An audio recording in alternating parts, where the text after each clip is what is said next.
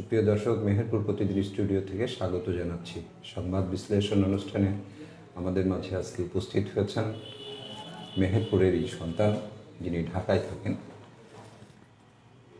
সাপ্তাহিক ঢাকা থেকে যে পত্রিকা, সেই পত্রিকার নির্বাহী সম্পাদক শাহরিয়ার সুমন। শাহরিয়ার সুমনকে নিয়ে আজকে আমি সংবাদ বিশ্লেষণ অনুষ্ঠান করব। শাহরিয়ার সুমন ইতিমধ্যে আরও কিছু জায়গায় কাজ করেছেন। তিনি নিউজ প্রডিউসার হিসেবে দেশ টিভি এবং চ্যানেল 9-এ কাজ করেছেন দীর্ঘদিন। এখন নির্বাহী সম্পাদক হিসেবে দায়িত্ব পালন করছেন সাপ্তাহিক ঢাকা থেকে। আমন্ত্রণ জানিয়েছি আমি শাহরিয়ার সুমনকে। শাহরিয়ার সুমন আমাদের মাঝে উপস্থিত হচ্ছেন। শাহরিয়ার সুমন, আপনাকে স্বাগত জানাচ্ছি দৈনিক আমাদের সংবাদ বিশ্লেষণ অনুষ্ঠানে। নিশ্চয়ই ভালো আছেন আপনি? জি, ভালো আছি, ধন্যবাদ আপনাকে।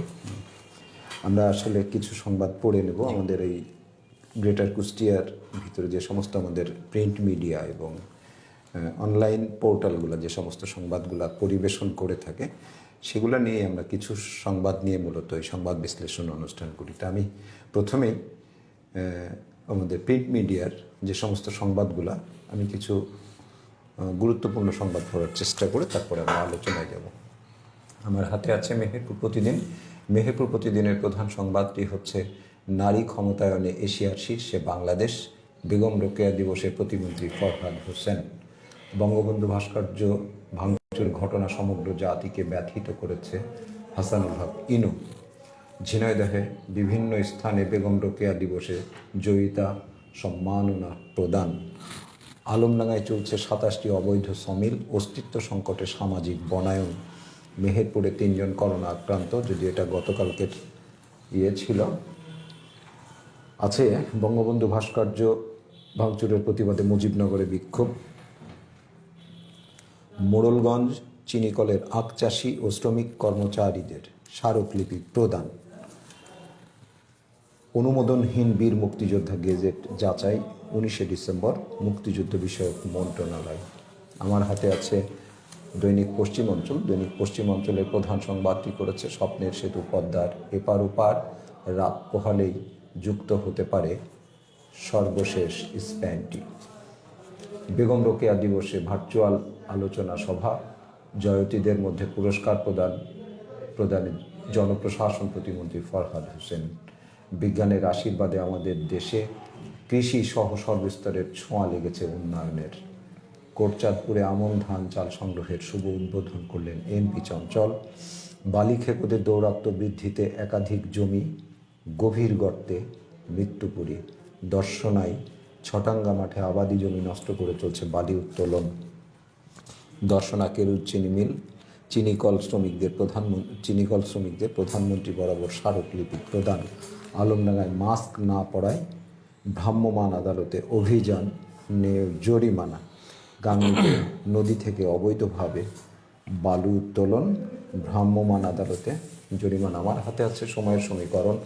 সময়ের সমীকরণের প্রধান সংবাদটি করেছে, মেহেরপুরে ভেজাল ও নিম্নমানের ওষুধে বাজার সয়লাভ, চরম স্বাস্থ্য ঝুঁকি। অসাধু ডাক্তার ও ঔষধ ব্যবসায়ীদের যোগ সাজসে বিক্রি হচ্ছে এসব মানহীন ঔষধ। নেই প্রশাসনের নজরদারি। চুয়াডাঙ্গা ও মেহেরপুরে স্থাপিত হচ্ছে বিএসটিআই অফিস। এটি একটি গুরুত্বপূর্ণ আলোচনার বিষয়, আমি আলোচনা করব। দেশে আরও 24 জনের মৃত্যু, শনাক্ত 2159। এটা যদিও গতকালকের নিউজ, আজকের হিসাবটা আমি পরে দিচ্ছি। আমার হাতে আছে দৈনিক মাথাভাঙা। দৈনিক মাথাভাঙার প্রধান সংবাদটি করেছে, বিএনপি নেতা অ্যাডভোকেট বুলা সহ করোনা আক্রান্ত দুজনকে ঢাকায় রেফার। প্রযুক্তি ব্যবহার করে দেশ আজ উন্নয়নের মহাসড়কে। মাস্ক পরিধান নিশ্চিত করতে দামোহদার চিতলায় ভ্রাম্যমাণ আদালতে জরিমানা। চুয়াডাঙ্গার দর্শনা চিনিকল শ্রমিকদের স্মারকলিপি পেশ। গাংনী পৌরসভা নির্বাচনে আওয়ামী লীগের 8 সম্ভাব্য প্রার্থীর দলীয় মনোনয়ন ফর্ম সংগ্রহ। আছে গাংনী পৌরসভা নির্বাচন, চলছে বিএনপি প্রার্থী যাচাই প্রক্রিয়া। এমপির ভাতিজা সহ 2 জন আটক, ফেন্সি ডিল উদ্ধার। সরকারের দেওয়া সুযোগ কাজে লাগিয়ে নারীদের মানব সম্পদে পরিণত করতে হবে। এই ছিল মূলত আমার হাতে থাকা সংবাদপত্রগুলো।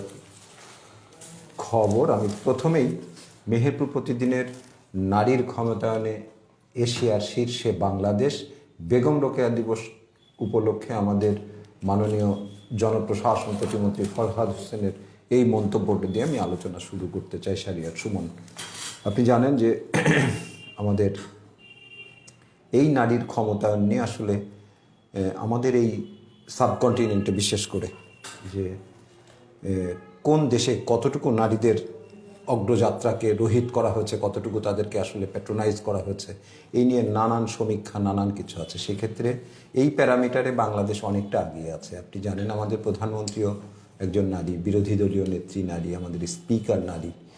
এই নারীর ক্ষমতায়ন, সেটাই বলার চেষ্টা করেছেন আমাদের মাননীয় প্রতিমন্ত্রী ফরহাদ হোসেন। এই নারীর ক্ষমতায়ন নিয়ে যদি আপনি আপনার প্রারম্ভিক আলোচনা। দেখুন, আমাদের মানে টোটাল যদি আমাদের দেশের উন্নয়ন বা অন্যান্য উন্নয়ন সব ক্ষেত্রেই কিন্তু আসলে নারীর অংশগ্রহণটা খুবই জরুরি। তো সেই জায়গা থেকে আমাদের বাংলাদেশের যে নারীর ক্ষমতায়ন বা নারীর যে আপনার মানে ভালো জায়গায় আসায় নারীদের যে উন্নয়নের ক্ষেত্রে যে জায়গাগুলো আছে সেগুলো বাংলাদেশ খুব ভালো এগিয়েছে। এবং যেহেতু এই কথাগুলো আসছে যে নারী ক্ষমতায়ন এশিয়ার শীর্ষে বাংলাদেশ, এটা একটা ব্যাপক অর্জন আমি মনে করি। কারণ নারীদের উন্নয়নের ক্ষেত্রে, কারণ প্রতিটা জায়গাতেই দেখবেন শুধু মানে পুরুষরা যদি একভাবে হয় তা না, নারীরাও সাথে আসলে দেশের উন্নয়নটা অনেক ত্বরান্বিত হয়। জি জি। এবং সব ক্ষেত্রে আজকে বাংলাদেশের মানে সমস্ত ক্ষেত্রে কিন্তু নারীর অংশগ্রহণটা খুবই সুন্দরভাবে এখন মানে এটাকে মেনটেন করা হচ্ছে। সো সেক্ষেত্রে আপনি বললেন যে হ্যাঁ, আমাদের প্রধানমন্ত্রী নারী, বিরোধী দলের নেত্রী নারী, প্রধান দল বিএনপির নেত্রী নারী, মাননীয় স্পিকার নারী, এবং এরকম এছাড়াও অসংখ্য আমাদের এখন বাংলাদেশের অনেক জেলা প্রশাসকরা নারী, আমাদের পুলিশ সুপাররা নারী। সো সেই জায়গা থেকে আপনার নারীর ক্ষমতায়নের সেই জায়গা দেখলে আমাদের মানে অন্যান্য দেশের তুলনায় আমরা অনেক বেশি। প্রধানমন্ত্রীর এখানে একটা বক্তব্যও আছে, প্রধানমন্ত্রীর বক্তব্যটা আমি একটু বলি। নারীদের যদি এগোতেই না দিই তাহলে সমাজ তো খুঁড়িয়ে খুঁড়িয়ে চলবে, প্রধানমন্ত্রী বলছেন। তো উনি তো আসলে এই বিষয়গুলো অত্যন্ত মানে সতর্কতার সাথে নিয়ে করেন যে নারীর অংশগ্রহণ নিশ্চিতের ক্ষেত্রে ওনার যে অবদান, এটা আসলে আমাদের বিগত যে প্যারামিটারগুলো ছিল সেগুলো সবকটাই উনি ছাড়াতে পেরেছেন। এবং আমাদের সংসদে, মহান সংসদে দেখবেন যে আগে সংরক্ষিত মহিলা আসন ছিল 30টা, এখন বর্তমানে সেটা 45টা। মানে সব ক্ষেত্রেই নারীদেরকে আরও এনকারেজ করা হচ্ছে এগিয়ে আসার বা অংশগ্রহণ করার জন্য। আজকে বাংলাদেশের ক্ষুদ্র উদ্যোক্তা বা এই ব্যবসায়িক ক্ষেত্রেও কিন্তু নারীদের অংশগ্রহণ চোখে পড়ার মতো। এবং নারীদেরকে প্রণোদনা দেওয়ার জন্য বিভিন্ন ব্যাংক বা বিভিন্ন আর্থিক প্রতিষ্ঠানগুলোও কিন্তু খুব বেশি মাত্রায় তারা খুব মানে উৎসাহ দেয় নারীদেরকে সৃষ্টির লক্ষ্যে, এবং তাদেরকে বিভিন্ন ধরনের প্রণোদনা, বিভিন্ন ধরনের প্যাকেজ বা আর্থিক সহায়তা প্রদান করার ক্ষেত্রেও কিন্তু আমাদের বাংলাদেশ সরকার বেশ ভালো ভূমিকা রাখছে। তো সেই জন্যই কিন্তু আজকে এই অর্জনটা আমাদের মাঝখানে। নারী উদ্যোক্তার ক্ষেত্রে আমাদের মেহেরপুরও এই একটা সীমান্তবর্তী জেলা, বাংলাদেশের 64 জেলার 64 নম্বর জেলা হচ্ছে আমাদের মেহেরপুর। এখানেও আমাদের এখন বিভিন্ন গ্রাম অঞ্চলেও আমরা দেখছি যে কুটির শিল্পকে কেন্দ্র করে বা কৃষিজাত পণ্যকে কেন্দ্র করে অনেক নারী উদ্যোক্তাও কিন্তু ইতিমধ্যে এগিয়ে এসছে। আমি কিছুদিন আগে একটা নারী উদ্যোক্তার সাথে কথা বলেছিলাম আমার এই ধরনের একটা এই টেবিলে, এই অনুষ্ঠানে। তো খুব অভাবনীয় তার সাফল্য, এবং তিনি সাংগঠনিকভাবে নেতৃত্ব দেওয়ারও চেষ্টা করছেন, নারী উদ্যোক্তা তৈরি করারও উনি চেষ্টা করছেন। উনি মেহেরপুরেরই মেয়ে, হ্যাঁ, উনি ঢাকাতে আছেন। আসলেও খুব মানে দৃষ্টিগোচর হচ্ছে যে নারীরা শুধুমাত্র ঘরে নাই, নারীরা যে তারা এগিয়ে আসছে, তারাও স্বাবলম্বী হতে পারে, এই বিষয়টা আসলে খুবই পরিষ্কার। আপনি জানেন মেহেরপুরের যে নকশি কাঁথা থেকে শুরু করে বেশ কিছু কুটির শিল্পের সাথে যুক্ত আছে কিন্তু মেহেরপুরের অনেক নারীরা। হ্যাঁ, আমি আসবো আর একটা খবরে, সেটা হচ্ছে আমাদের বর্তমান সময়ে যে সেই talk of the country burning একটা ইস্যু হচ্ছে বঙ্গবন্ধু ভাস্কর্য ভাঙচুরের এই ঘটনা। যদিও বিষয়টা একজন একভাবে দেখার চেষ্টা করছে, কিন্তু সকলেই কিন্তু বলছেন যে আসলে এটা তো এক ধরনের মীমাংসিত বিষয়। 1971 সালের মহান মুক্তিযুদ্ধের মধ্যে দিয়ে যে আমরা একটা জাতি রাষ্ট্র গঠন করলাম, সেই জাতি রাষ্ট্রের যে অঙ্গীকার ছিল একটা অসাম্প্রদায়িক বাংলাদেশ, সেই অসাম্প্রদায়িক বাংলাদেশ, গণতান্ত্রিক বাংলাদেশ, সমতার বাংলাদেশ, সাম্যের বাংলাদেশ, ন্যায্যতার বাংলাদেশ, এইটা কি আজকের এই ঘটনাটাকে আপনি কিভাবে দেখবেন? আচ্ছা দেখেন, বিষয়টা হচ্ছে কি, বঙ্গবন্ধুর ভাস্কর্য বিষয়ক যে আমরা অনেক তর্ক দেখছি এখন আমাদের সামাজিক যোগাযোগ মাধ্যম বা পত্রিকায়, যে ভাস্কর্য মূর্তির এক ধরনের কমপ্লেনেন্স আসতেছে। এগুলো আসলে আমার কাছে মনে হয় কি, যে আমার কাছে যে মানে প্রধান জিনিসটা যেটা মনে হয় সেটা হচ্ছে যে ভাস্কর্য বা মূর্তি ভেঙে ফেলা বা ভেঙে ফেলা নয়, এইগুলো আসলে অন্য বিষয়। তার আগে আমাকে যাচাই করতে হবে যে আমি আসলে সরকারকে একটা দল, একটা শ্রেণী, নির্দিষ্ট একটা শ্রেণী বা একটা দল বলছে যে এটা ঠিক না, এটা আমাদের ধর্মে নাই। তো আমার কাছে কথা হচ্ছে যে আমার ধর্মে নাই, আমার জন্য ঠিক না, ভালো কথা, কিন্তু বাংলাদেশ কিন্তু ইসলামিক কান্ট্রি নয়। বাংলাদেশ ইসলামী শরিয়ার মতো চলে না, এবার বা ইসলামিক রাষ্ট্র নয়। সো ইসলামিক রাষ্ট্র না থাকার মানে হচ্ছে আপনি যেটা বললেন মুক্তিযুদ্ধের চেতনা বা অসাম্প্রদায়িক রাষ্ট্র, ধর্মনিরপেক্ষ। তার এখানে একটা কথা আসে, এই জায়গাটা, এই জিনিসটা এবং এই কথাগুলো আমরা মাঝে মাঝে শুনি। ধর্মনিরপেক্ষতার বিষয়টা না অনেকের কাছে খুব ধোঁয়াটে মনে হয়। আমার কাছে মনে হয় আমাদের নেক্সট জেনারেশন বা ইয়াং জেনারেশনও না ধর্মনিরপেক্ষর বিষয়টাকে আসলে খুব বেশি একটু মানে ওরা ঠিক বোঝে না, বা আমরা বোঝাতে পারি নাই অথবা তারা বোঝে নেই। ধর্মনিরপেক্ষতা বলতে অনেকেই কিন্তু ধর্মহীনতার দিকে মনে করে, কিন্তু বিষয়টা আসলে সেটা না। এবং আমাদের ধর্মনিরপেক্ষ কিন্তু আমাদের মহানবী সাল্লাল্লাহু আলাইহি ওয়াসাল্লাম ছিলেন। উনি কিন্তু কখনোই কোনো ধর্মের মানুষকে কখনো অত্যাচার করেননি। জি, আমরা যদি শুধুমাত্র উনার জীবনাদর্শ যদি আমরা ধারণ করি, ফলো করি, তাহলে কিন্তু অনেক বড়। তার জীবন দিয়েই, তার জীবন আচরণের মধ্যেই উনি প্রকাশ করেছেন যে উনি ধর্ম নিরপেক্ষ। অর্থাৎ আপনি যখন অন্য ধর্মের মানুষ, আমি যতটুকু ধর্ম বুঝি আর কি, আমি খুব ভালো বুঝি সেটা বলবো না, আপনি যখন অন্য ধর্মের মানুষ, তখন আমি যদি আপনাকে যেমন আমাদের মহানবী করতেন, যে তার যে মানে জীবনযাত্রা, তার যে জীবন আচরণ, তার যে দৈনন্দিন জীবনযাপন, সেটা দিয়ে এবং তার যে সততা, সেটা দিয়ে অন্য মানুষকে আকৃষ্ট করতেন। জি, যেমন আমাদের খোলাফায়ে রাশিদিনের যে দ্বিতীয় খলিফা হযরত ওমর আলাইহিস সালাম, উনি কিন্তু আসলে প্রথমে কিন্তু মুসলমান ছিলেন না। উনি কেন মুসলিম হয়েছেন? উনি কিন্তু মুসলমানদের কোরআন শরীফ পড়া, তার বোনের কোরআন শরীফ পড়া দেখে উনি মানে আকৃষ্ট হয়েছেন ধর্মের প্রতি, ভালো লাগা। এরকম অনেক মানুষ আছেন যারা কিন্তু তারা হযরত ওমরকে কিন্তু কেউ জোর করে ধর্ম পালন করায়নি, উনি কিন্তু নিজে আকৃষ্ট হয়েছেন। তা আমাদের নবী এবং রাসূলরা সবসময় কিন্তু এটাই করেছেন যে তাদের জীবন আচরণ এখনো পর্যন্ত আমাদের মহানবী সাল্লাল্লাহু আলাইহি সাল্লামকে আনডাউটলি সারা পৃথিবীতে বলা হয় সর্বশ্রেষ্ঠ মানুষ। কেন? দিনের আখলাক, চরিত্র, তার টোটাল জীবন আচরণ, তার কথা বলা, তার বিচার, তার শাসন, সবকিছু মিলায় কিন্তু তাকে বলা হয় উনি হচ্ছেন পৃথিবীর সর্বশ্রেষ্ঠ মানুষ, ওনার মতো মানুষ হবে না। এবং এই সর্বশ্রেষ্ঠ মানুষ হওয়ার কারণে কিন্তু হচ্ছে অন্যান্য ধর্মের মানুষরা তাহার প্রতি যে উনি যে ধর্ম পালন করেন, উনি যেহেতু এত ভালো মানুষ, উনি যে ধর্ম পালন করেন আমরা সেই ধর্ম করবো। আমরা কিন্তু আমরা শুধু ধর্ম না, আমরা অনেক ক্ষেত্রে দেখবেন যে আমাদের প্রাত্যহিক জীবনেও কিন্তু আমরা অনেক মানুষকে আমরা আইডিয়াল মানি, যে উনি যেটা করে আমরা দেখবেন সাধারণত এটাও হয় যে উনি এরকমভাবে চলে, উনি যেভাবে কথা বলে আমরা কিন্তু সেভাবে বলার চেষ্টা করি। এটা কেন? তার ব্যক্তিত্ব প্রতি আকৃষ্ট হয়ে কিন্তু উনি কিন্তু কখনোই বলেন না যে আমার মতো হবে। আমাদের কথা হচ্ছে যে আমি বাংলাদেশে আমরা মেজরিটি মুসলিম ঠিক আছে, কিন্তু বাংলাদেশ যেহেতু মুসলমান মানে কি বলবো ঘোষিত ইসলামিক কান্ট্রি নয়, সো আমার একটা জিনিস ভালো লাগছে না, আমি তো সেটা আসলে কারোর উপর চাপাই দিতে পারি না, যেহেতু আমরা এখন ধর্মনিরপেক্ষ রাষ্ট্র হিসেবে। ধর্মের কথা তো বললেন, ধর্ম তো সেটা আপনাকে পারমিটও করে না।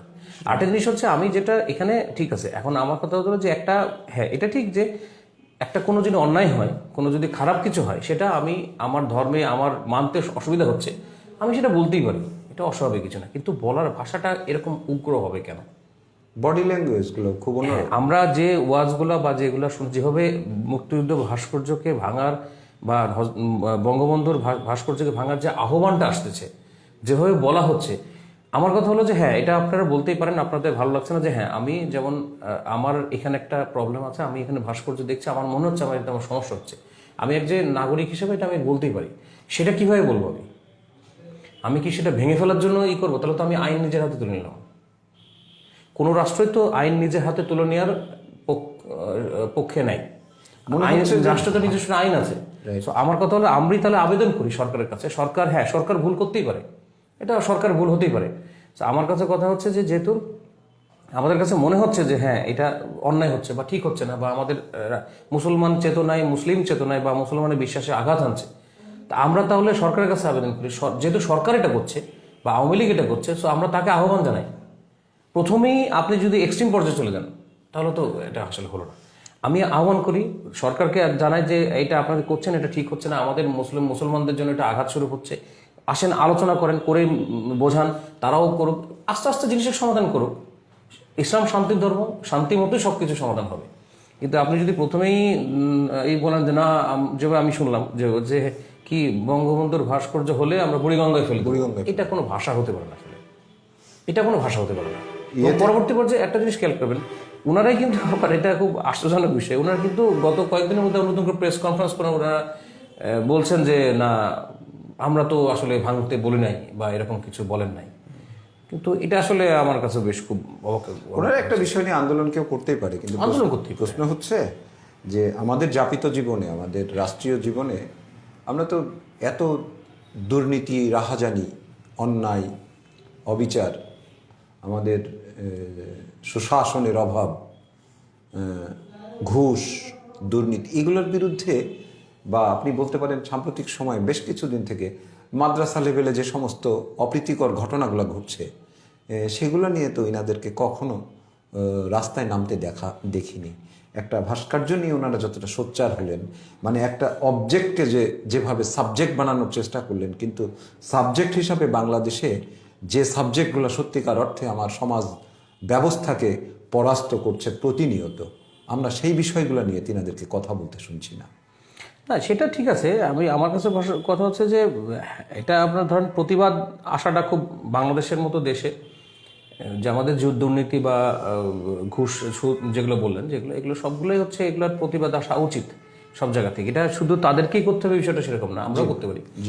কিন্তু আমার কাছে বিষয় হচ্ছে ওনারা যেহেতু, হ্যাঁ ওগুলো আপনি বলছেন যে হ্যাঁ ওগুলো খুব অনেক বড় বিষয়, কারণ ওগুলো কিন্তু হারাম আমাদের ধর্মে, অফকোর্স হারাম, ঘুষ হারাম। তো সেগুলো অনেক বড় একটা ব্যাপার, সেগুলোর ব্যাপারেও তাদের আমার মনে হয় যে সক্রিয় বা আবেদন বা নিবেদন থাকবে।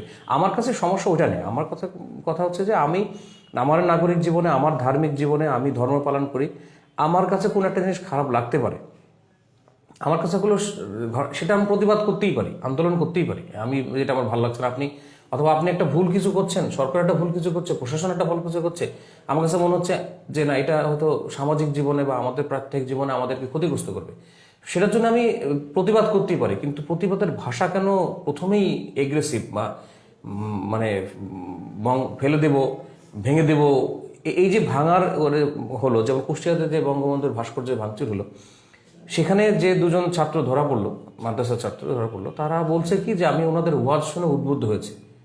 তার মানে কি, ওনাকে কিন্তু ওনারা সরাসরি অর্ডার দেয়নি, কিন্তু উনি ওনার ওয়াজ শুনে কিন্তু, বা ওনার কথা শুনে কিন্তু উদ্বুদ্ধ হয়েছে। এভাবে যদি এখন ধরেন যে তাদের কথা, তারা তো যখন কথাটা বলে কিন্তু ছেড়ে দিল, এখন ওই কথা শুনে ধরেন আপনার যদি এখন সারা বাংলাদেশে ভাস্কর্য ভাঙচুর শুরু হতো, তাহলে কি হতো? উনি পরে বলতেছেন, একটা বললেন যে আমি তো দায় নেবো না। কিন্তু আমার কথা হচ্ছে যে আপনার কথা শুনেই তো ওনারা করছে, তাহলে আপনি দায় নেবেন না কেন? তো রেসপন্সিবিলিটি কে, তাহলে কে নেবে রেসপন্সিবিলিটি? ওকে তো কেউ অর্ডার দেয়নি না, ওই ছেলেগুলো তো কেউ আদেশ দেয়নি যে তুমি ভাঙো যে, কিন্তু ও ভাঙার সাহসটা বা ভাঙার চেষ্টাটা কেন করলো? তো আপনার কথা শুনে অবশ্যই আপনাকে দায়িত্ব নিতে, আর কখনোই আইন নিজে হাতে তুলে নেওয়া আমাদের কখনো এটা কোনো ভালো জিনিস। পবিত্র কোরআন আমরা কম বেশি তো সবাই পড়ি, তাই না? সেখানে তো আসলে এক ধরনের একটা খুব শক্তিশালী নির্দেশনাও দিয়েছে যে লা ইকরাহা ফিদ্দিন, অবশ্যই দিনের জন্য জবরদস্তি হবে না। আপনি কেন? এইটাই হচ্ছে এখন মানে আমাদের এইটাই হলো আসলে প্রধান বিষয়। আমরা আজকে ধরেন শুধু বাংলাদেশে না, আমরা পৃথিবীতেই যা দেখি, আমি সেটাই আপনাকে বললাম যে আমাদের হযরত মুহাম্মদ সাল্লাল্লাহু আলাইহি সাল্লাম, ওনার উপর যে কি পরিমাণ অত্যাচার হয়েছে আমরা জানি, কিন্তু উনি কখনো কি এটার জন্য কোনো প্রতিশোধ নিয়েছেন? নেননি। কিন্তু সেই কারণে উনি পৃথিবীর সর্বশ্রেষ্ঠ মানুষ। অবশ্যই ওনার বিশ্বাস এমন একটা জায়গায় পৌঁছেছিল যে আল-আমিন উপাধি পেয়েছিলেন, তাই না? বিশ্বাসী। এবং অন্য ধর্মাবলম্বীরাও তেনার কাছে তাদের সম্পদ গচ্ছিত রাখতেন এই বিশ্বাসের কারণে, তার চরিত্রের কারণে, তার ব্যক্তিত্বের কারণে আজকে উনি যেটা বলছিলেন যে আসলে তো যে উদ্বুদ্ধ হবে, সেটাই করবে লিডার, একজন নেতা, একজন ইমাম। জি, ইমামের চরিত্র দেখে আমরা আমাদের চরিত্র সংশোধন করব। অবশ্যই। ইমাম যদি রাস্তায় নেমে মার্কেট করে তাহলে আমিও তাই করবো। কোথায় করবো? ইমাম মানে তো নেতা। আমরা যেমন আপনাদের আমাদের কথার কথা যে আমাদের যে কোনো নেতা বা যে কোনো আমাদের ধর্মীয় নেতা বলি বা যে কোনো জায়গা থেকে নেতার যখন অনেক সময় হয় কি, নেতা যদি ভুল কাজও করেন অনুসারীরা কিন্তু সেটা অনুসরণ করে, সেক্ষেত্রে কিন্তু দায়বদ্ধতা থাকে কিন্তু নেতার আসলে, অবশ্যই। যে তাকে যখন একজন মানুষ নেতা হচ্ছেন তখন কিন্তু তার দায়বদ্ধ থেকে যায় যে আমি কি করলে আমার অনুসারীরা কিন্তু আমাকে অনেক সময় অন্ধভাবে অনুকরণ করে। তো সেই জায়গাগুলো আর কি। হ্যাঁ, সতর্কতার সাথে আমার কথা সমস্যা হচ্ছে যে ওনাদের ভাস্কর্য নিয়ে আপত্তি বা এটা নিয়ে আমার অন্তত কোনো ই নেই, যে নাগরিক অধিকার আছে চাইতেই পারেন, কিন্তু ভাষাটাকে ইম্পর্টেন্ট, এবং যেখানে ভেঙে ফেলা করা এবং সরকারকে এক ধরনের চ্যালেঞ্জ করা, এটা আসলে কাম্য হতে পারে না। অবশ্যই সমাজ নির্মাণের ক্ষেত্রে যারা অবদান রাখার চেষ্টা করছেন তারা অবশ্যই তাদের ভাষা, তাদের বডি ল্যাঙ্গুয়েজ সমস্ত কিছুর দিকে সতর্ক থাকা উচিত। আমরা আশা করি সে ধরনের আচরণ সবাই করবেন। আপনি জানেন সেটার সুমন, আপনি এই বাংলাদেশের আর একটা খুব গুরুত্বপূর্ণ একটা আন্দোলন চলছে। বিগত সময়ে আমরা দেখলাম পাটকল শ্রমিকরা আন্দোলন করলেন। ইদানিংকালে যেটা চলছে আপনার 9টা চিনি কল বন্ধকে কেন্দ্র করে শ্রমিকদের যে আন্দোলন, আমি আপনার কাছে যেটা জানতে চাচ্ছি, আমাদের এই শ্রমিকদের বক্তব্য অনুযায়ী তাদের উৎপাদিত চিনি এখনো পর্যন্ত গোডাউনে আছে, অথচ বাইরে থেকে আমাদের চিনি আমদানিও করতে হয়। এই যে ভাবনার যে জায়গাগুলা, তারপরের এর সাথে যদি আমি খুব ইনক্লুড করে প্রশ্নটা আপনাকে এইভাবে করি যে আমরা যে সময় এই সিদ্ধান্তগুলো, এটা গভর্নমেন্টের একটা সিদ্ধান্ত ক্যারি আউট করার চেষ্টা করছে যে মিলগুলোকে বন্ধ করে দেওয়া, আমরা যখন বঙ্গবন্ধুর জন্ম শতবার্ষিকী পালন করব বা করছি এবং আমরা স্বাধীনতা সুবর্ণ জয়ন্তী পালন করব, এই মুহূর্তে এই মানুষগুলোকে রাস্তায় নামতে বাধ্য হতে হলো, এগুলা কি এড়িয়ে যাওয়া যেত না? এই মুহূর্তে আপনি একদিকে আপনি স্বাধীনতার সুবর্ণ জয়ন্তী, বঙ্গবন্ধুর মতো অবিসংবাদিত নেতা, জাতির জনকের জন্ম শতবার্ষিকী পালন করবেন, একটা মানুষের সকল মানুষের অংশগ্রহণটা সুন্দর হওয়া উচিত ছিল। আমরা এই সিদ্ধান্তগুলো পরেও তো নিতে পারতাম, কারণটা কি আসলে? না, এখানে আসলে আমাকে যদি বলেন, আমার কাছে কথা হচ্ছে সিদ্ধান্ত আগে নেওয়া পরে নেওয়া বিষয়টা যতটা ইম্পর্টেন্ট, আমার কাছে মনে হচ্ছে যে সিদ্ধান্ত নেওয়াটা প্রয়োজন পড়ল না আমাদের। যেমন ধরেন যে আমাদের সরকারি যে প্রতিষ্ঠানগুলো, সরকারি মালিকানাধীন যে প্রতিষ্ঠানগুলো, এগুলো বেশিরভাগ ক্ষেত্রে এগুলো লস দেখায়। কিন্তু আমার কাছে কথা হচ্ছে যে একটা চিনি কল বন্ধ করে দেওয়া বা একটা পাটকল বন্ধ করে দেওয়া আসলে আমার কাছে কোনো সমাধান মনে হয় না। এখন সেটা হচ্ছে যে ওনারা হয়তো এটা বেসরকারিকরণ করতে পারেন, বেসরকারি সংস্থার হাতে ছেড়ে দিতে পারেন। তারপরে হচ্ছে আপনার করতে পারেন যে এটা নাকি নতুন করে আপনার আবার চিন্তা করে এটার প্রবলেমগুলো সলভ করে, যেমন ধরেন এটা এখন একটা ধরেন বিষয়টা হয়ে গেছে যে আমার হাতে এখানে ব্যথা, আমি হাতটা কেটে ফেললাম, এটা নিশ্চয়ই সমাধান হতে পারে না। আমার হাতে ব্যথা, আমাকে হাতের ব্যথার সমাধান করতে হবে, ওষুধ খেতে হবে ইত্যাদি। এবং যেখানে এতগুলো মানুষের জীবন জীবিকা জড়িত, সেখানে আমার মনে হয় যে সরকার আরো সতর্কভাবে যদি বিষয়গুলোকে খেয়াল করতেন তাহলে রিফর্মও করা যেত, রিফর্মও করা যেতে পারে। আমার কাছে সব কথা হচ্ছে যে একটা প্রতিষ্ঠান রুগ্ন প্রতিষ্ঠান বলে বা দুস্থ প্রতিষ্ঠান বলে কেন হলো, এটা একটা অন্যতম বড় কারণ কিন্তু আমাদের দেশে দুর্নীতি। যেমন আমাদের চিনি বা অন্যান্য পণ্যগুলো কিন্তু বিক্রি হয় না বাংলাদেশে, কিন্তু আমরা ভারতীয় চিনি খাচ্ছি।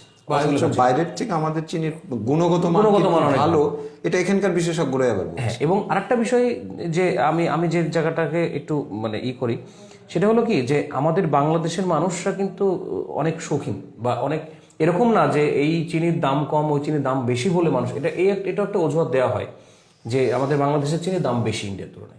আমার কথা হলো যে বাংলাদেশের চিনি আমরা কিন্তু ওইটুকু জাতীয়তাবাদ এবং ওইটুকু দেশাত্মবোধ এবং দেশপ্রেমিক জায়গা কিন্তু আমাদের আছে। যদি আমরা বলি যে ঠিক আছে না, এটা একটা ক্যাম্পেইন হতে পারতো গভর্নমেন্টের, যে আপনি মাঝখানে আমি দেখেছিলাম যে আমাদের আখের চিনি, উৎপাদিত চিনি ক্যাম্পেইন করছে যে আমাদের দেশীয় চিনি, এই ক্যাম্পেইনটাকে যদি একটু বড় করা যেত, আমার মনে হয় যে অনেক মানুষ এই আমদানি করা চিনি বাদ দিয়ে আমাদের চিনি খেত। এবং যেহেতু আপনি বলছেন গুণগত মান ভালো, স্বাস্থ্যের জন্য ভালো, তো আমরা কেন খাবো না?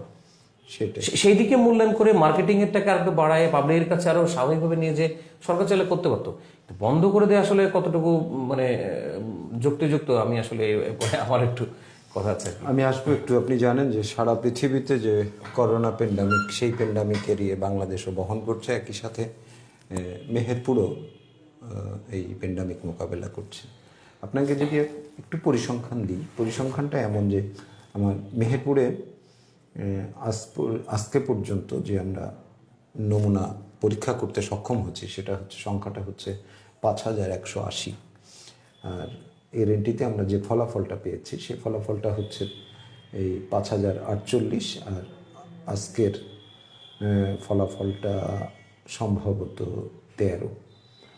তো এই যাই হোক, আর এর মধ্যে আমাদের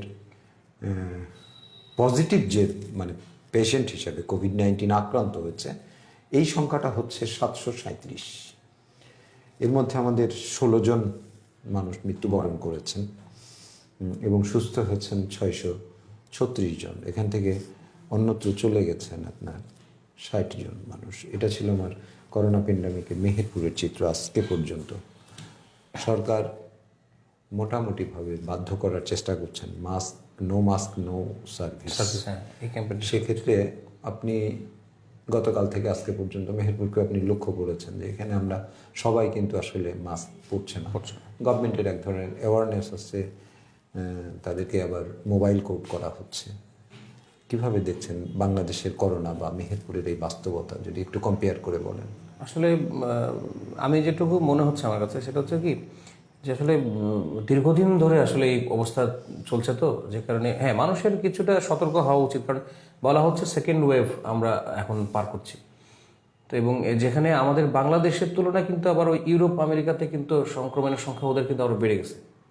আমাদের বাংলাদেশে আমরা প্রথম যখন বাংলাদেশে আপনার এটা শুরু হয় তখন আমরা এক ধরনের ভয়াবহ ধরনের আশঙ্কা করেছিলাম যে বাংলাদেশের যে পপুলেশনের যে ডেন্সিটি, যে ঘনত্ব তা এবং যেভাবে আমরা একে অপরের সাথে মিলেমিশে থাকি তাতে বাংলাদেশের অবস্থা খুব খারাপ হবে, একটা ম্যাসিভ ডিজাস্টার হওয়ার একটা সম্ভাবনা ছিল। কিন্তু যেভাবেই হোক না, যে কারণে হোক না কেন, আসলে কারণগুলো আমি জানি না, এটা বিজ্ঞানের ভালো বলতে পারবেন। কিন্তু সেই রকম আসলে হয়নি। এটা আমাদের জন্য অনেক সৌভাগ্য, আল্লাহর কাছে হাজার শুকর। হয়নি, তবু হয়েছে, কিন্তু যে হারে ভাবা গিয়েছিল সেই হারে আসলে হয়নি। সেটা আবহাওয়ার কারণে হোক বা অন্যান্য আমাদের শারীরিক কারণে হোক, যে কারণে হয়নি। কিন্তু আমার কাছে মনে হচ্ছে কি হ্যাঁ মানুষ এখনো মাস্ক বা এগুলো করা উচিত, সরকার চেষ্টা করছে। কিন্তু হয়েছে কি একটা মানুষ, যে কোনো মানুষ কিন্তু একটা দীর্ঘদিন ধরে একটা অচল অবস্থার আসলে চলে না। যেখানে মানুষের মধ্যে এক ধরনের একটু কেয়ারলেস ভাব চলে এসছে, হ্যাঁ যে আচ্ছা হলে হোক, মানে একটা পর্যায়ে কিন্তু আমরা নিজেরাই অনেক আতঙ্কে ছিলাম। সেই আতঙ্ক পর্যায়টা মনে আমার পার করে এসেছি। এই জন্য এখন একটু মানে সবার মধ্যে এক ধরনের একটা গা ছাড়া ভাব চলে এসছে। মানে এখন আর করোনাকে মানুষ একটু ভয় পাচ্ছে না। আসলে ভয় না পেলে আপনার সতর্কতাটা আসলে আসবে কম। এখন আর ভয় পাচ্ছে না। এবং অনেক মানুষের মধ্যে আগে যেমন করোনা আক্রান্ত হলে শুনতাম যে অমুকের আক্রান্ত হয়েছে, রিসেন্টলি দেখা যাচ্ছে প্রত্যেকেরই পরিচিত বা আত্মীয় স্বজনের মধ্যে আক্রান্ত, এবং তারা দেখছে হয়ে যাচ্ছে ভালো। সব মিলে না মানুষের একটু হচ্ছে। তবে আমার ধারণা যেহেতু সেকেন্ড ওয়েভ আসছে এবং বিজ্ঞানীরা সতর্ক করছেন, আর যেহেতু ভ্যাকসিন আসতে খুব বেশি দেরি নেই, যেটুকু মনে হচ্ছে তাতে খুব বেশি দেরি নেই। কারণ বাংলাদেশ শুনেছি যে 3 কোটি ডোজের একটা চুক্তি করেছে অক্সফোর্ডের সাথে, মানে ইন্ডিয়ান সিরাম ইনস্টিটিউটের সাথে চুক্তি করেছে। সো সেটা হয়তো যতটুকু শুনছি যে জানুয়ারি, ফেব্রুয়ারি বা মার্চের মধ্যে হয়তো চলে আসবে। তো এইটুকু সময় আসলে আরেকটু সতর্ক না হলে হয়তো আমাদেরই অনেক মূল্যবান প্রাণ চলে যাবে একটু অসতর্কতা। আমরা ভ্যাকসিন আসতে তো বেশি দেরি নেই, এতদিন যেহেতু আমরা পারলাম, তো আরো 3 মাস হয়তো একটু কষ্ট করা যেত। সেটাই এরা তাই বলছেন যে 3 মাসের মধ্যে আশা করছি হ্যাঁ চলে আসবেন। আসলে সতর্কতার কোনো বিকল্প নেই। মাস্ককেই বলা হচ্ছে যে এখনকার ভ্যাকসিন। এই মাস্ক হচ্ছে মূলত ভ্যাকসিন আসার আগে একমাত্র মানে অন্তত প্রোটেক্টিভ যে মেজার, সেটা মাস্ক খুব গুরুত্বপূর্ণ। খুব বেশি কষ্টদায়ক কিন্তু বিষয়টা না, চাইলেই এটা করা সম্ভব। সেটাই। আসবো স্বপ্নের সেতু পদ্মার এপার ওপার। আপনি জানেন যে আসলে সত্যিকার অর্থেই খুব চ্যালেঞ্জিং একটা প্রকল্প, যেখানে বিশ্ব ব্যাংক এটাকে ইগনোর করলো। এটা নিয়ে তারা মন গড়া কিছু আসলে অভিযোগও করলো, যে অভিযোগ আন্তর্জাতিক আদালত সেগুলোকে পোস্টপোন করলো। আমরা সেই পদ্মা সেতুটা করতে পারলাম, সর্বশেষ 41 নম্বর স্প্যান উঠে পড়লো।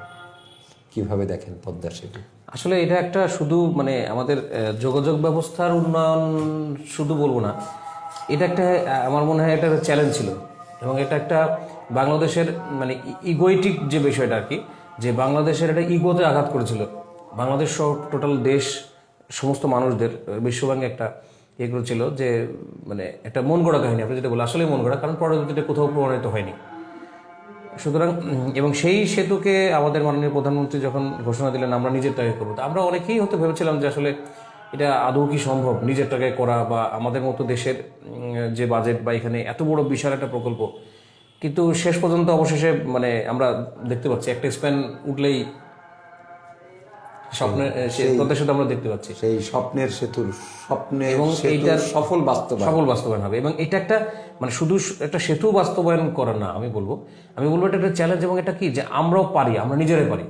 আমার কাছে এই জিনিসটা খুব বেশি ভালো লাগে যে এইভাবে যদি ধরেন এটা একটা চ্যালেঞ্জ নিয়ে আমরা বাস্তবায়ন করতে পারছি, এই জয়টা কিন্তু আসলে শুধু প্রধানমন্ত্রী বা সরকারের নয়, এটা কিন্তু আমাদের সমস্ত বাংলাদেশের মানুষের। কারণ সে তো বটে, এই যে আপনার যে টাকাটা ব্যয় হয়েছে এখানে, সেই টাকার ক্ষুদ্র অংশগুলো কিন্তু আমার অংশগ্রহণ আছে এখানে। অবশ্যই এটাও একটা ভালো লাগে, একটা শান্তি লাগে যে না, এই পদ্মা সেতু আমাদের নিজেদের টাকা। এবং এই মানে কেউ একজন আমাকে একটা অপবাদ দিল বা কেউ একজন আমাকে একটা ব্লেম করলো, সেটা না মেনে নিয়ে আমি একটা সময় কি বাংলাদেশ কি ছিল, বাংলাদেশে আমরা দেখেছি IMF বা বিশ্বব্যাংক বিভিন্ন ধরনের মানে খুব প্রেসক্রিপশন এবং কিছু খুব মানে অমানবিক টাইপের কিছু শর্ত জুড়ে দিত আমাদের। তারা অর্থ সাহায্য করতো, কিন্তু এমন কিছু শর্ত যে শর্তটা আসলে আমরা মানে আমাদের যেহেতু প্রয়োজন, আমরা এটা গিলতে পারতাম না, এটা উগলাতে পারতাম না, সেখান থেকে আমরা বের হতে পারছি। এখন বিশ্বব্যাংক IMF চাইলেই আমাদেরকে, এবং এখন এমন একটা পর্যায়ে দাঁড়াচ্ছে যে বিশ্বব্যাংক যদি কোনো প্রজেক্ট প্রস্তাবনা করে, সেক্ষেত্রে আমরা এখন যাচাই করি নেব কি নেব না। এটা একটা বিজয়, আমি মনে করি এটা একটা বিজয় বাংলাদেশে। অবশ্যই এই গার্ডস এবং এই মেরুদণ্ড, এই ব্যক্তিত্বটা বাংলাদেশে এখন তৈরি হয়েছে যে আপনি চাইলেই বাংলাদেশকে মাথা নত করাতে পারবেন না।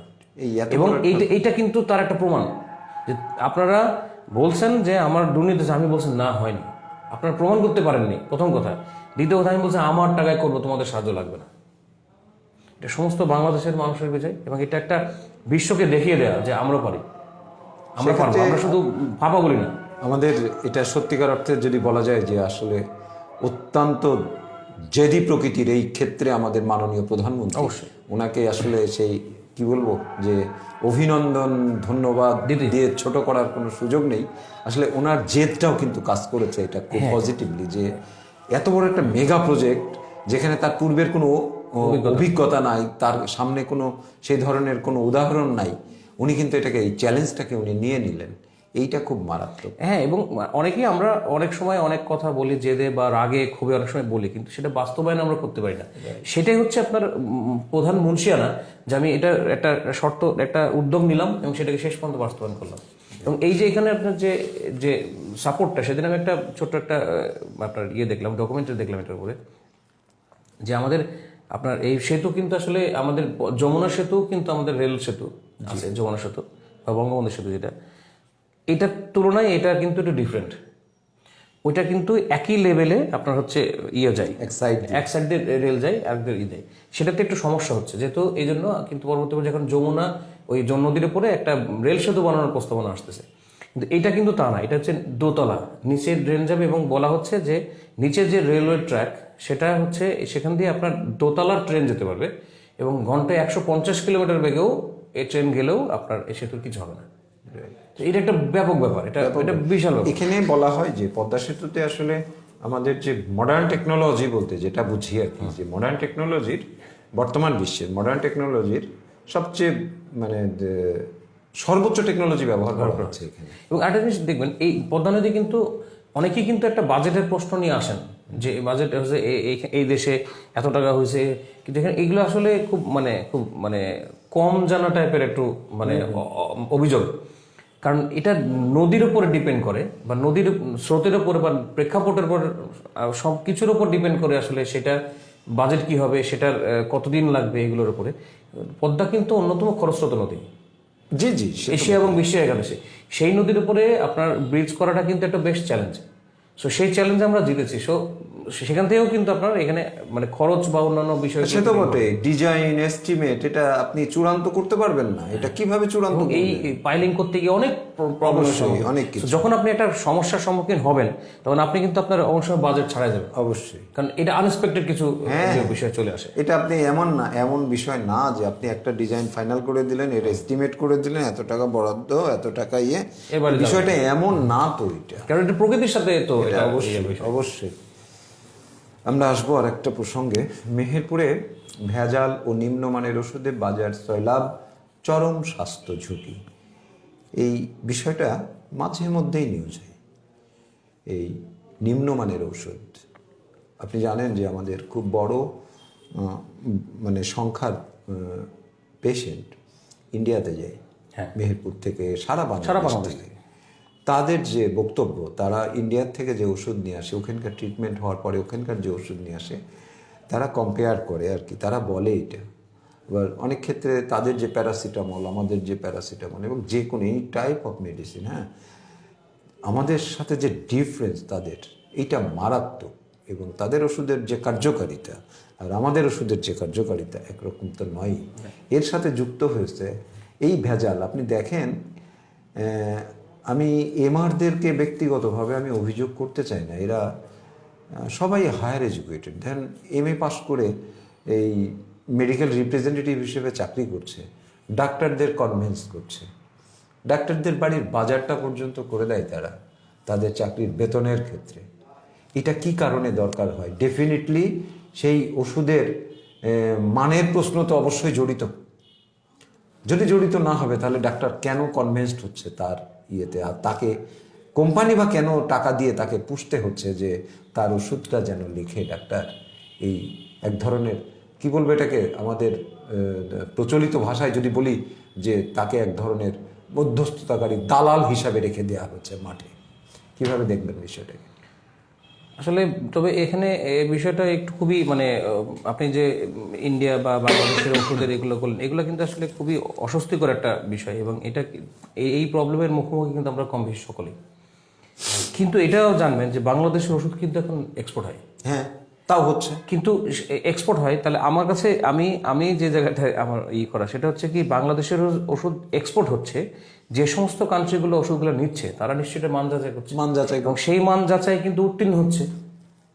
তাহলে সেইখানে যদি উত্তীর্ণতা হতে পারে, ধরেন একটা কোম্পানি একটা প্যারাসিটামল একটা নামে বাজারজাত করলো, তাহলে আমি যে বিদেশে যেটা পাঠাচ্ছি সেটা নিশ্চয়ই 100% আমাকে ওই জায়গাটাকে রাখতে হবে, না হলে তো আমি উত্তীর্ণ হবে না।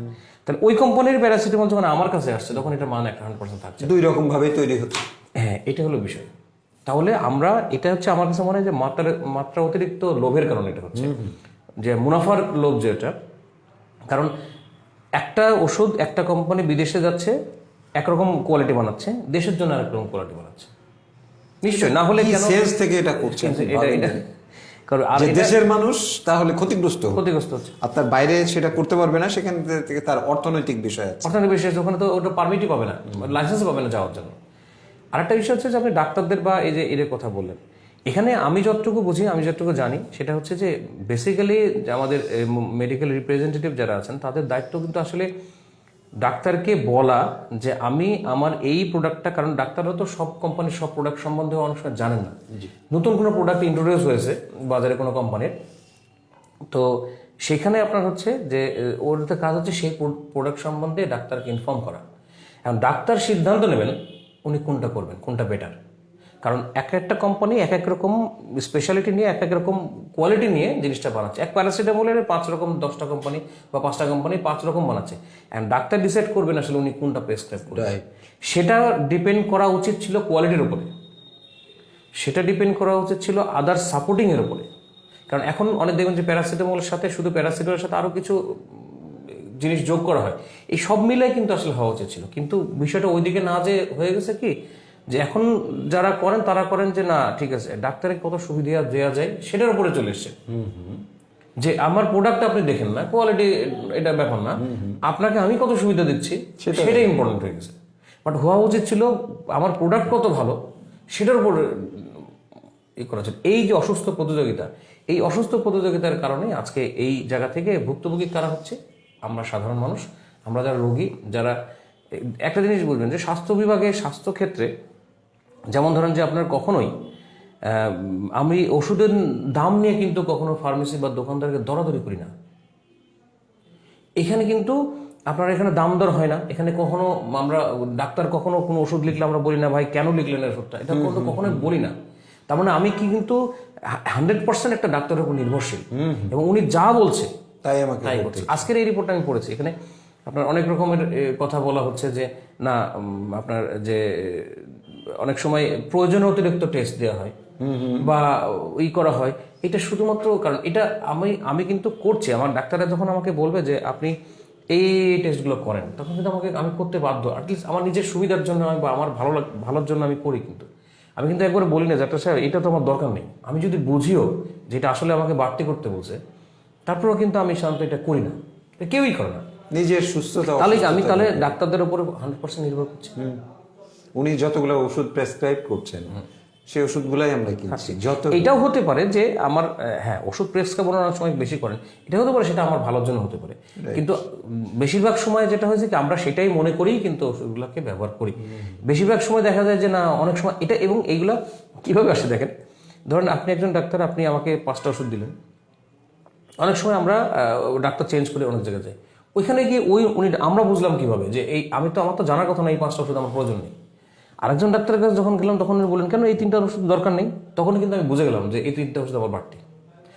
এছাড়া কিন্তু আমার বোঝার ক্ষমতা নেই, কারণ আমি তো স্বাস্থ্য বিভাগের কেউ না।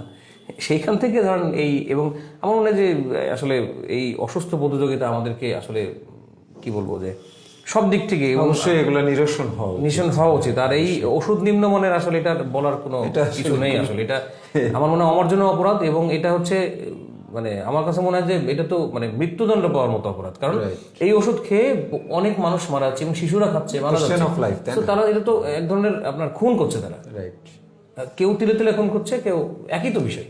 অবশ্যই সংশ্লিষ্ট বিভাগ এটাকে তদারকি করবে বলে আমরা আশা করছি। আমি প্রায় শেষ সময় চলে আসছি।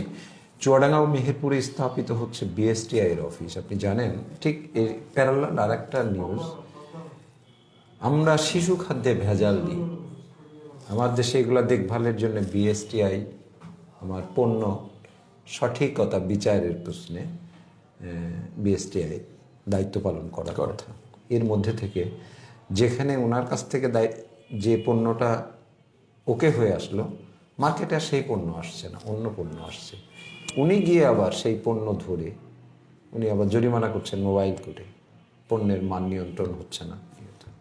কোন দেশে আছি, কিভাবে আপনি এগুলাকে নিয়ন্ত্রণ করবেন? এখন অন্তত একটা আশার আলো কি, অন্তত জেলা লেভেলগুলোতে বিএসটিআই এর অফিস আসছে, যদি আমাদের এলাকায় নাই।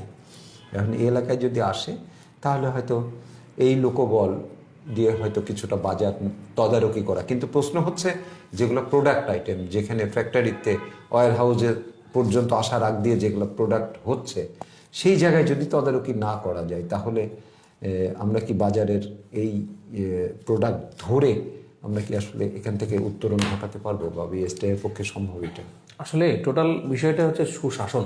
জি, সুশাসনটা হচ্ছে খুব জরুরি। আর উদাহরণ তৈরি করাও একটা ব্যাপার।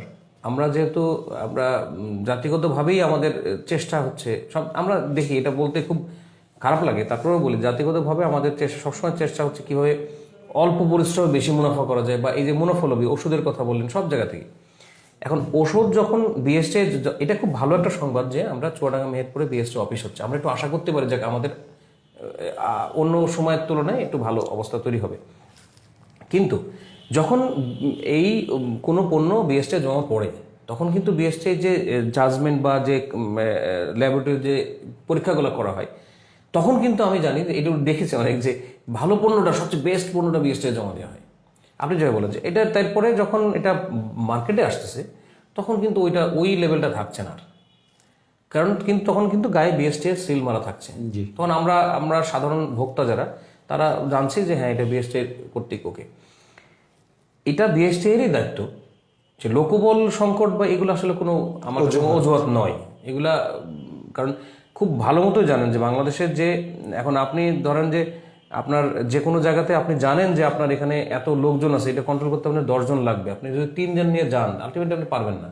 যেটা অজুহাত তো দিতে পারেন, আপনি জানেন তো, সেটা তার আগে সরকারের সাথে দেন দেওয়া করা উচিত যে আমরা পাচ্ছি না, আমরা, সেটা তাদের সমস্যা। শাহরিয়ার সুমন, আপনাকে আমি বিএসটিআই সম্পর্কে আরেকটু তথ্য দিই। সেটা হচ্ছে যে আমি গণমাধ্যমের মানুষ, আমি এই বিএসটিআই এর একটা লাইসেন্সকে কেন্দ্র করে সাম্প্রতিক সময়ে তাদের যে ক্রাইটেরিয়া, তাদের যে উৎকোচ একটা প্রোডাক্টকে কেন্দ্র করে থান্ডার্ড হয়ে যাবেন আপনি।